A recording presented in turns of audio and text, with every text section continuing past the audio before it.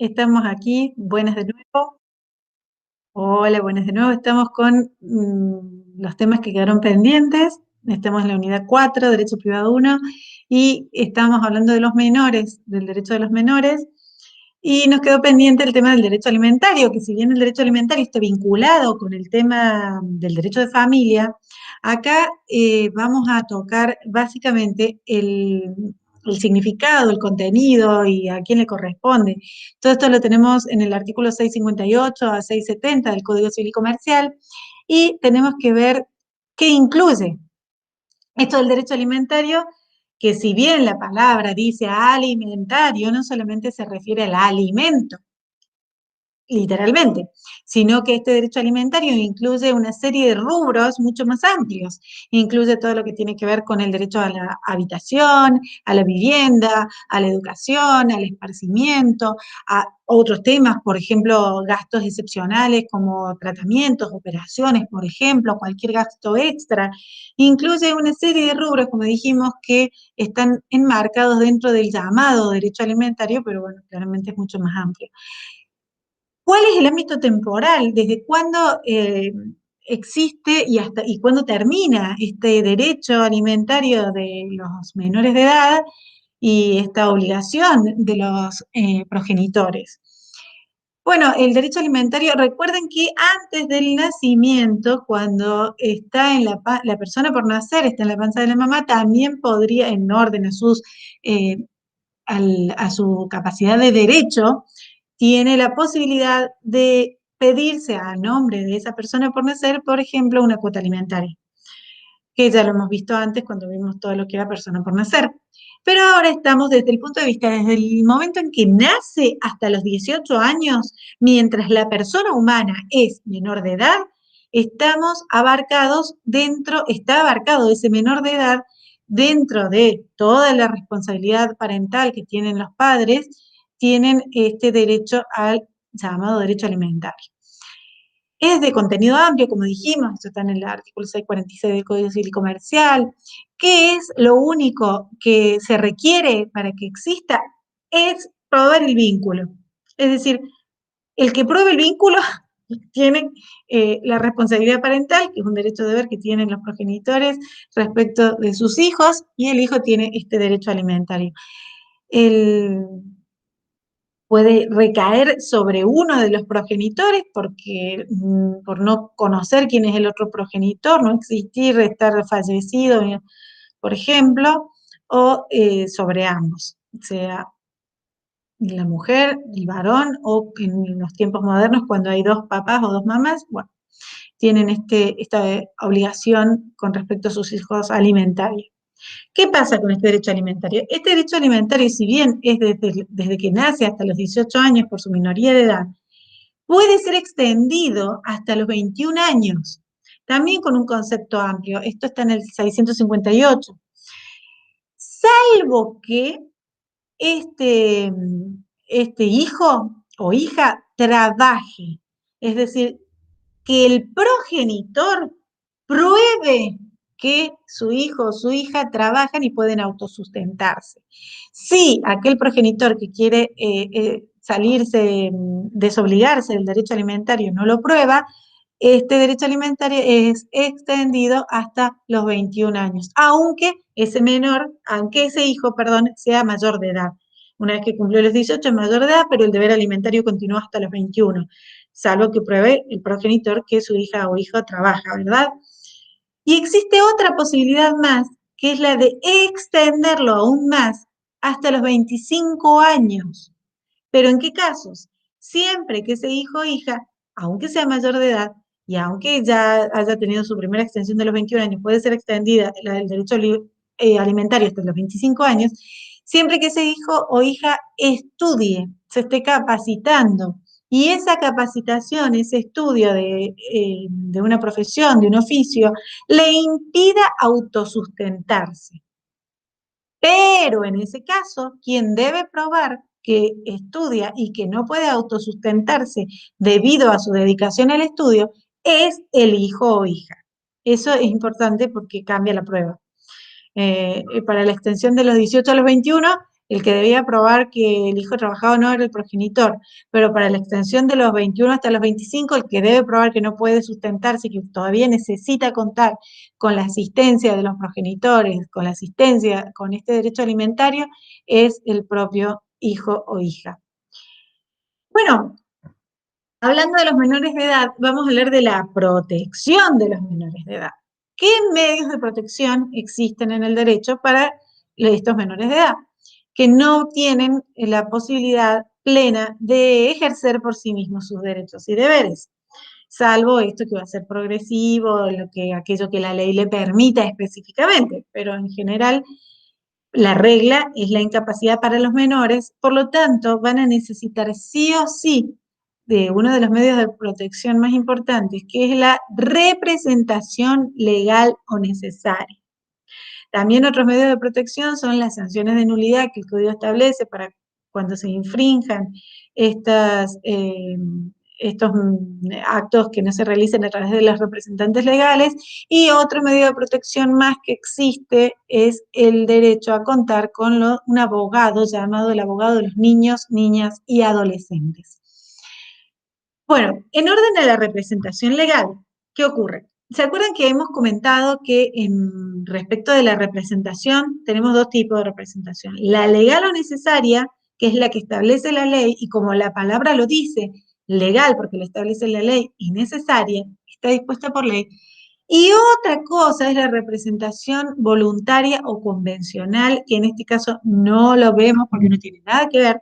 La representación voluntaria o convencional es cuando uno elige que alguien me represente para comprar algo, o que un abogado me represente en juicio, o que necesito hacer algún trámite, necesito que alguien me represente porque yo estoy enfermo, estoy de viaje.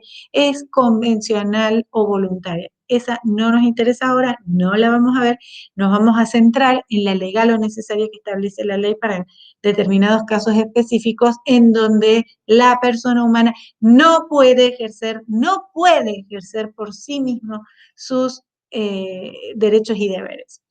¿Y qué encontramos aquí? En la representación legal o necesaria tenemos la responsabilidad parental, la tutela, el Ministerio Público, eso en el caso de los menores. Y después tenemos la curatela y el sistema de apoyos para mayores, ya lo vamos a ver.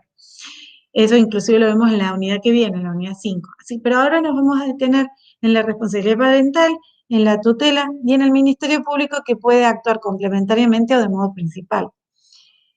Todo esto lo tenemos a partir del artículo 100 en el Código Civil, artículo 100, 101, 102. Lean el código, por favor, no se olviden de leer la letra de la ley. No solo basta con ver manuales, libros, sino que tienen que estudiar con el código al lado, por favor. Entonces, en orden a esto de la representación legal o necesaria, veamos ahora a quién le corresponde qué. Por ejemplo, a la persona por nacer, la representación legal o necesaria le corresponde a los padres. A los padres, a los progenitores diríamos ahora. A los menores de edad que van desde que nacen hasta los 18 años, también la representación legal o necesaria es de los padres. Ahora bien, si los padres no pueden, o fallecieron, o están incapacitados, o delegaron la responsabilidad parental a los tutores. Entonces tenemos o los padres o los tutores subsidiariamente, principalmente los padres.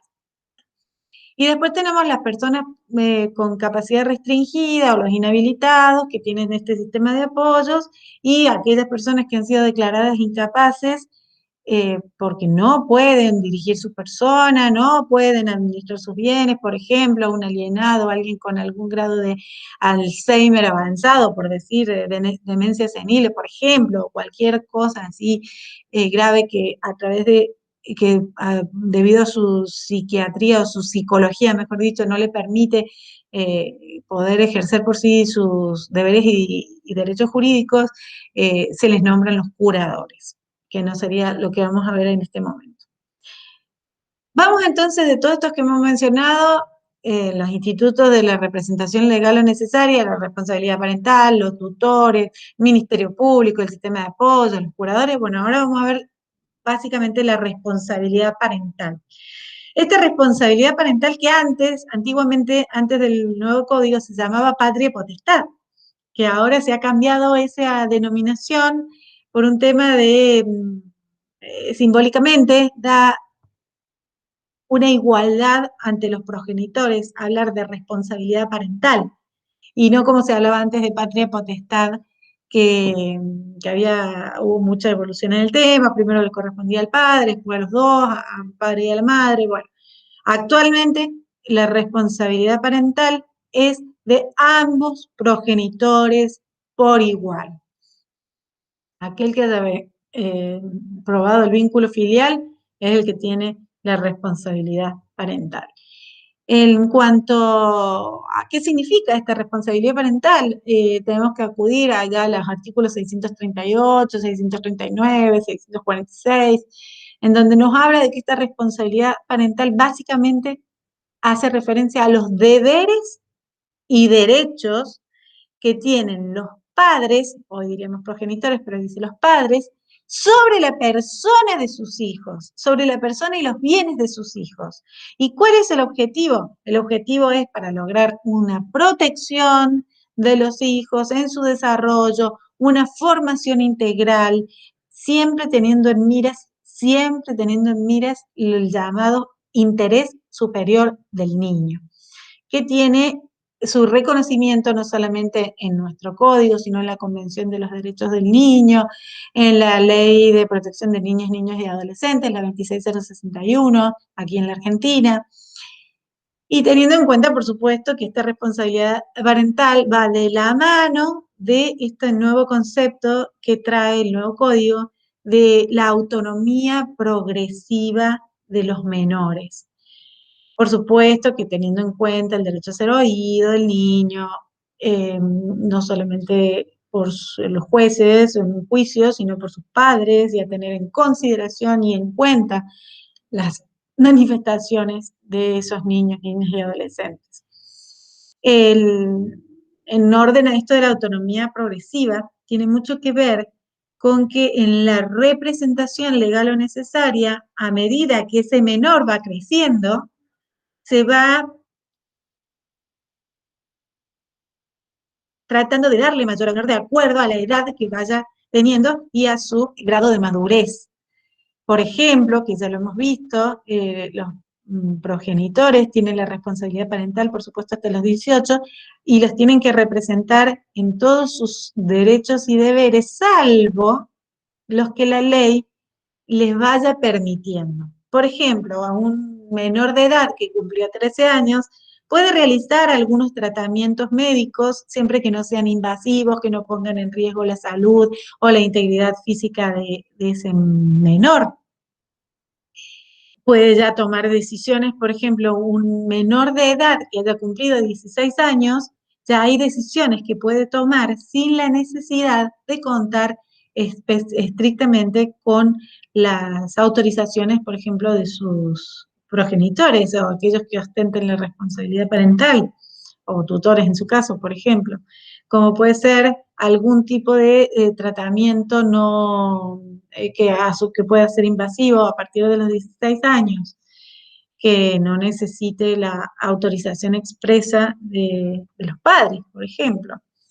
Bueno, el, hay algunos temas, como dijimos recién, que cambiaron terminológicamente, y no solamente el término patria potestad cambió por responsabilidad parental, sino que se prefiere que, por ejemplo, al hablar de los padres, se hable más bien de los progenitores, porque hace a esto del concepto simbólico del que hablábamos recién, de que no solamente el padre, sino el padre y la madre, o actualmente pueden ser dos papás o dos mamás, bueno, se habla de los progenitores.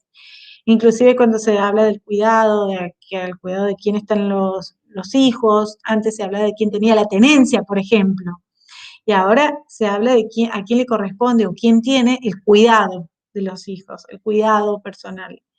Por eso se trata de algunos cambios terminológicos.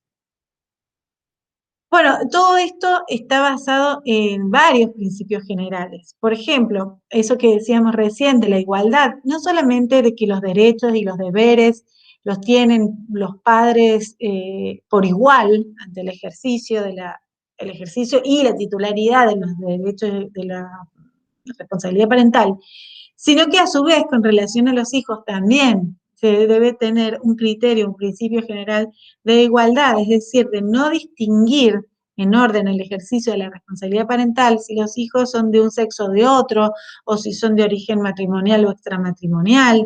Bueno, en este tema, este punto habla no solamente de la igualdad de los derechos y deberes de los padres, sino en relación a los hijos. ¿Por qué? Porque otro de los principios generales es el del que mencionamos recién, el del interés superior del niño. Por supuesto que eso está receptado ya desde la Convención de los Derechos del Niño y también, como dijimos recién, en la Ley de la Protección de Niños, Niñas y Adolescentes, la 26061, en donde de ahí se plasma expresamente esto de que todas las decisiones que deban tomarse en relación a los hijos es siempre tomando en cuenta el llamado interés superior del niño. Es decir, todo aquello que se crea que va a ser para el mejor desarrollo y para el mayor bienestar de los menores. Y por eso también otro de los principios es el que mencionamos también recién en orden a la capacidad progresiva. Esto de que la intención es que se vaya tratando de brindar mayor autonomía a los menores de edad en razón de su edad y grado de madurez suficiente, dice el código. Es decir, a medida que va creciendo y que va desarrollando una mayor madurez, se le va a tratar de otorgar mayores capacidades para que puedan ejercer por sí mismos sus deberes y derechos.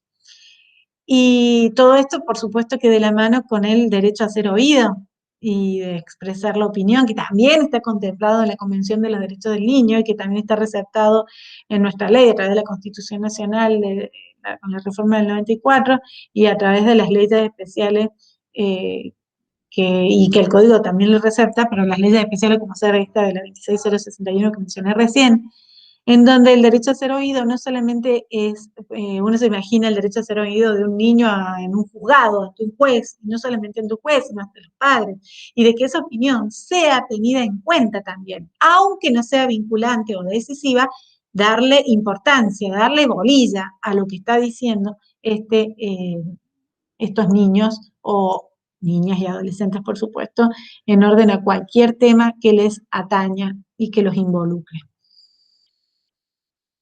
Cuando hablamos de la responsabilidad parental, tenemos que hacer una diferencia.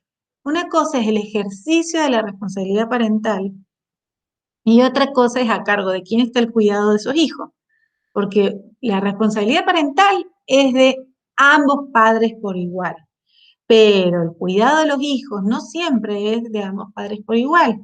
A veces, de acuerdo a las circunstancias de vida, si los padres no viven juntos, si se separaron, si, bueno, pueden vivir los hijos, estar a cargo del cuidado personal de uno de los progenitores y del otro no, o compartirlo a ese cuidado personal.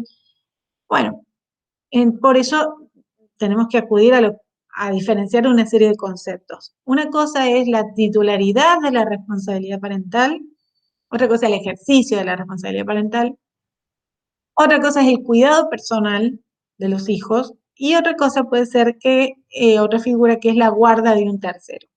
Todo esto pueden acudir al artículo 640 del Código Civil y Comercial en donde ahí van a tener plasmado esto que estamos diciendo. Pero en orden a esto decimos, la responsabilidad parental se puede ostentar la titularidad y otra cosa es el ejercicio. ¿Qué estoy diciendo con esto? Cuando hablamos de titularidad, es a quién le atañe ese conjunto de deberes y derechos que la ley le da a ambos padres. Es decir, quién es el titular de esos derechos y deberes, a quién le corresponde, quién ostenta la titularidad. Es decir, sobre quién la ley le pone la carga, la responsabilidad de contar con los derechos y los deberes sobre la persona y los bienes de sus hijos. Y otra cosa es el ejercicio, es decir, la posibilidad concreta, efectiva de llevar a cabo, la posibilidad de actuar en orden al cumplimiento de esos derechos y deberes. Es decir, la posibilidad de ejercer, de actuar esa titularidad que mencionábamos recién. Y otra figura, entonces dijimos, una cosa es la titularidad, una cosa es el ejercicio de la responsabilidad parental, y otra cosa es el cuidado personal, de a cargo de quién está el cuidado personal de los hijos. Es decir, esto que decíamos recién, cuando los progenitores, por ejemplo, no conviven, y bueno, hay que generar un régimen de cohabitación o algún régimen de, de contacto, es decir, todo lo que tenga que ver con la posibilidad de que en esta responsabilidad parental el cuidado personal pueda ser compartido o no. Bueno, eso habrá que verlo en cada caso en particular. Pero básicamente cuando hablamos de cuidado personal hace referencia a la custodia del hijo, es decir, a esa facultad de vinculada a todo lo que tiene que ver con la vida cotidiana del hijo, o de los hijos, obviamente. Cuando veíamos recién la representación legal o necesaria, que hablamos de la responsabilidad parental en primer término, también veíamos que está la tutela, la intervención del Ministerio Público, bueno, y los demás para los mayores, la curatela en el sistema de apoyo. Ahora vamos a la tutela. ¿Qué pasa con la tutela? La tutela es una de las figuras de la representación legal o necesaria que establece la ley, pero en casos subsidiarios, es decir, subsidiariamente cuando no está la responsabilidad parental. Es decir, cuando el que tiene la responsabilidad parental la puede delegar o cuando el que tiene la responsabilidad parental, por ejemplo, fallecieron los padres o, por ejemplo, tienen alguna enfermedad inhabilitante, algo que le impide ejercer la responsabilidad parental, ahí es donde surge subsidiariamente esta figura de la tutela. Una figura que es intransferible, es decir, no puede un tutor decir, bueno, no, me quiero ir de viaje por 6 meses, toma, te transfiero la tutela a otra persona. No, decimos que es legal, que es subsidiaria, que es intransferible. Todo esto vinculado, ¿se acuerdan cuando hablamos de la representación? A partir del 100, 101, 102, 103, estamos en el 104 del artículo del Código Civil y Comercial. Y son aplicables los artículos 638, 639, 646 del Código Civil y Comercial. ¿Cómo se da esta tutela? Bueno, tenemos dos formas. O por delegación de los padres a un pariente, se le delega la guarda a un pariente por el motivo que fuere. Recientemente un ejemplo, por ejemplo, los padres tenían un nivel de un ejemplo, cuando los padres están o con una enfermedad o con algún tipo de limitación grave, como el ejemplo de los padres que tienen niveles de adicción a drogas eh, muy grandes y, bueno, o problemas de salud. Bueno, y pueden delegarle la responsabilidad parental, no la pueden ejercer y le delegan la guarda a un pariente. Eso es por delegación de los padres, le otorgan la tutela a un pariente, por ejemplo. Y la otra es cuando lo otorga el juez, o sea, cuando el juez le otorga a un pariente la guarda de esos niños, o niñas o adolescentes, y es el juez el que la otorga a esa tutela, sea porque los padres fallecieron o no, lo que fuera. Y otra de las figuras de la representación legal o necesaria es la del Ministerio Público. Dijimos, está la responsabilidad parental, está la tutela y está el Ministerio Público. El Ministerio Público es una figura esencial de la representación legal o necesaria. Cuando se trata del ámbito judicial, el Ministerio Público tiene un papel principal, trascendental, pero es complementario, o sea, no suple a los progenitores ni a los tutores, sino que actúa conjuntamente, complementariamente, en toda cuestión que se plantee en un ámbito judicial.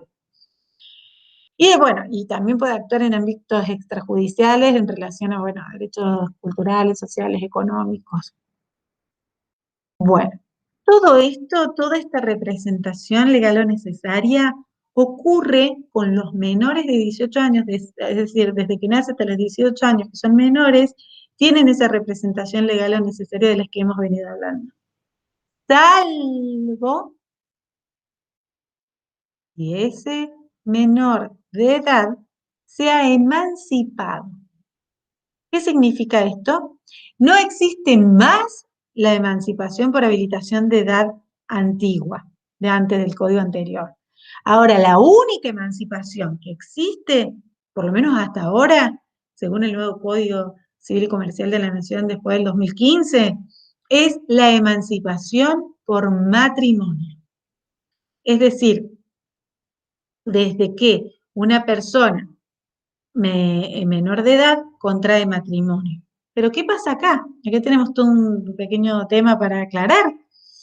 La edad nupcial en la Argentina es a partir de los 18 años. Es decir, cualquier persona que quiere contraer matrimonio libremente lo puede hacer a partir de los 18 años. Sea hombre, sea mujer con mujer, varón con varón, varón con mujer, como quieran, las combinaciones que quieran, a partir de los 18 años igual para todos. Ahora bien, existe una excepción. ¿Qué pasa si se quiere casar un menor de 18 años? ¿Puede hacerlo? Sí, pero con algunas condiciones. Ejemplo, si el menor de 18 años tiene 16 años, puede contraer matrimonio con autorización de los representantes legales. Con autorización de los representantes legales.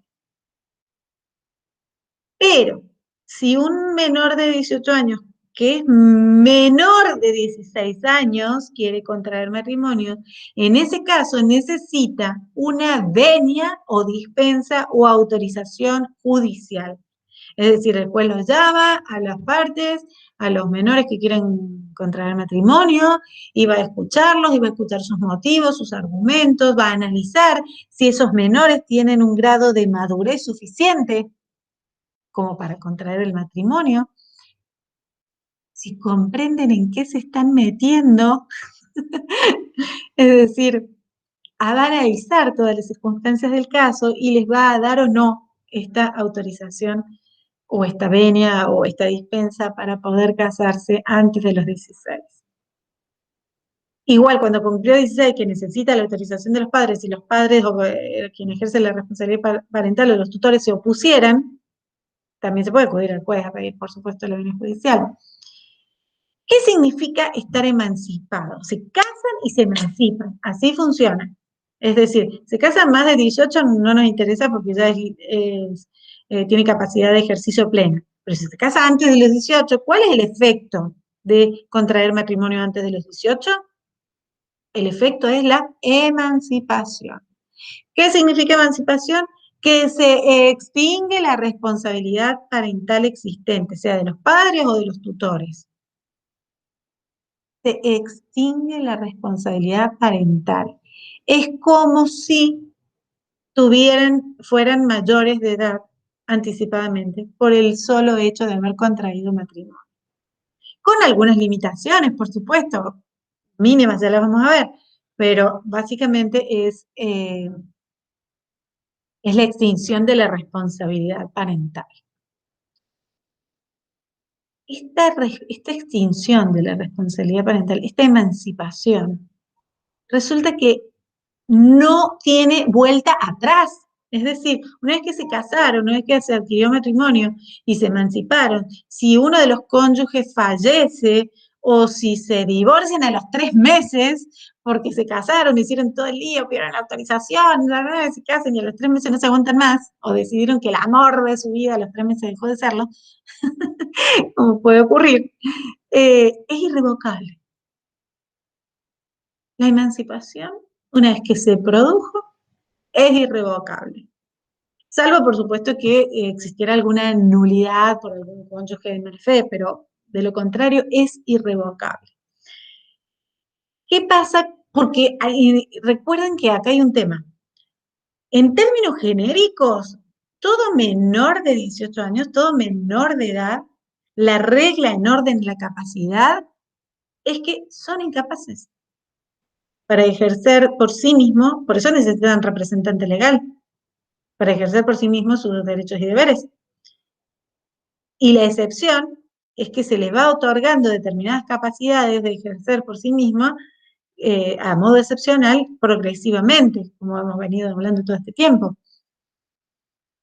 Pero cuando ocurre la emancipación, en donde se extingue la responsabilidad parental de padres o tutores, esta regla cambia y pasa a ser como la regla de los mayores de 18. Es decir, que la regla va a ser la capacidad para el que se encuentra emancipado y la excepción, las incapacidades que específicamente determinen la ley. Por ejemplo, ¿cuáles son las limitaciones que tiene? Están en el artículo 28 y el 29 de las relativas. En el artículo 28 nos dice, ¿tiene limitaciones absolutas un emancipado? O sea, un menor de edad que contrajo matrimonio y que se encuentra emancipado. Hay, por ejemplo, hay 3 cosas que no hay forma que no pueda. La ley le prohíbe hacer. Por ejemplo, aprobar la cuenta y darle finiquito, dice la ley. Aprobar y dar finiquito la cuenta de sus tutores. Es decir, aprobarle las cuentas que le debe, que no le debe, cómo quedaron las cuentas con sus tutores antes de los 18, y no puede hacerlo, aunque esté emancipado. Porque eso se ve esa limitación, esa excepción a su capacidad, esa limitación, esa incapacidad, se le establece la ley. Otra, no pueden donar bienes recibidos a título gratuito. Si se casaron y le regalaron una casa, esa casa ellos no la pueden regalar. Le regalaron un auto, una moto, no le pueden regalar. Porque es una de las limitaciones que tiene. No se pueden donar los bienes que hayan recibido a título gratuito. No pueden. Y otra de las limitaciones que tiene es que no pueden afianzar obligaciones. Es decir, no pueden ser fiadores, no pueden ser garantes, no pueden otorgar una garantía personal, no pueden afianzar obligaciones, no pueden ser garantes personales de ninguna obligación.